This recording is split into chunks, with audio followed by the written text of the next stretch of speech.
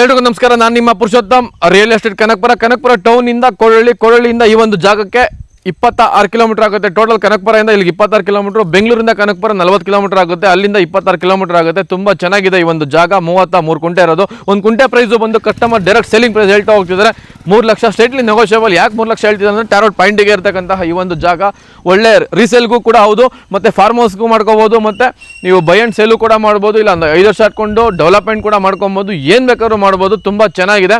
So ಈ ಒಂದು ಜಾಗ ಕುಂಟೆ 3 ಲಕ್ಷ ಹೇಳ್ತಿದ್ದಾರೆ. ಸೊ 33 ಕುಂಟೆ ಟೋಟಲ್ ಬಂದು 99 ಲಕ್ಷ ಆಗುತ್ತೆ. ತುಂಬ ಚೆನ್ನಾಗಿದೆ ನೋಡಿ. ಸುತ್ತಮುತ್ತ ತೋಟ ಇದೆ ನೋಡಿ, ತೆಂಗಿನ ಮರ ಇದೆ.